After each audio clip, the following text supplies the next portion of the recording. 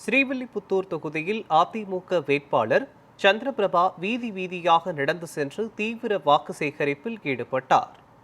விருதுநகர் மாவட்டம் ஸ்ரீவில்லிபுத்தூர் தொகுதியில் அதிமுக சார்பில் முன்னாள் எம்எல்ஏ சந்திரபிரபா போட்டியிடுகிறார். இந்த நிலையில் அத்தொகுதிகளுக்கு உட்பட்ட கிராமங்களில் பொதுமக்களிடம் தீவிரமாக வாக்கு சேகரிப்பில் ஈடுபட்டு வருகிறார். மேலும் வத்ராயிருப்பு பேரூராட்சிகளில் உள்ள முக்கிய தலைவர்கள் சிலைகளுக்கு மாலை அணிவித்தும் அப்பகுதியில் உள்ள முக்கிய பிரமுகர்களை சந்தித்து சால்வை அணிவித்தும் ஆதரவு திரட்டினார். இதனைத் தொடர்ந்து வீதி வீதியாக நடந்து சென்று பொதுமக்களிடம் இரட்டை இலை சின்னத்திற்கு வாக்கு சேகரித்தார். பின்னர் முத்தாலம்மன் பஜாரில் பேசிய வேட்பாளர் சந்திரபிரபா, வத்ராயிருப்பு பகுதிக்கு அவர் எம்எல்ஏவாக இருந்தபோது பல்வேறு நலத்திட்டங்களை கொண்டு வந்து பொதுமக்களை பயனடைய செய்துள்ளேன் என்றார்.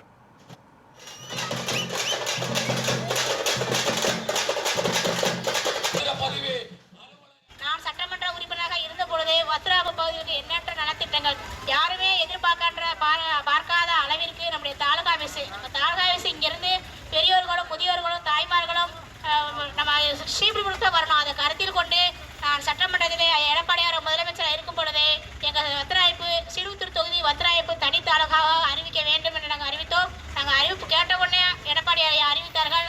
அதை அறிவித்து 2 தாலுகா ஆபீஸாக கட்டணம் கட்டி சிறப்பாக பயன்பட்டுக் கொண்டிருக்கிறது. மக்கள் அனைவரும் பயன்பட்டுக் கொண்டிருக்கிறார்கள். அது மட்டுமல்லாமல் புது யூனியன் கட்டணம் கட்டி கொடுத்திருக்கின்றேன். அரசு கலைக்கல்லூரி நம்ம ஊரில் இடம் இல்லாதனால நம்ம ஸ்ரீவில்லிபுத்தூர்ல கட்டியிருக்காங்க. அரசு கலைக்கல்லூரி கட்டி கொடுத்திருக்கிறேன்.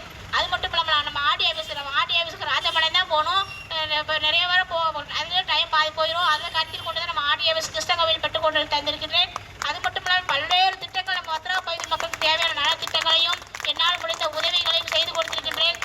மீண்டும் எனக்கு நல் வாய்ப்பை தாருங்கள். நம்முடைய அனைத்து இந்திய அண்ணா முன்னேற்ற கழகத்தின் வெற்றி சின்னமான பொன்மனச்சம்மாள் புரட்சித் தலைவர் வெற்றி சின்னமான இரட்டை இலை சின்னத்திற்கு அதிக அளவில் வாக்களித்து இந்த பெருவாரியான வாக்கு வித்தியாசம் வெற்றி பெற பாதமணிந்து கேட்டுக்கொள்கின்றேன். நான் வெற்றி பெற்று வந்தவுடனே நம்முடைய வத்ராயிருப்பு அரசு மருத்துவமனை தரம் உயர்த்தி புதிய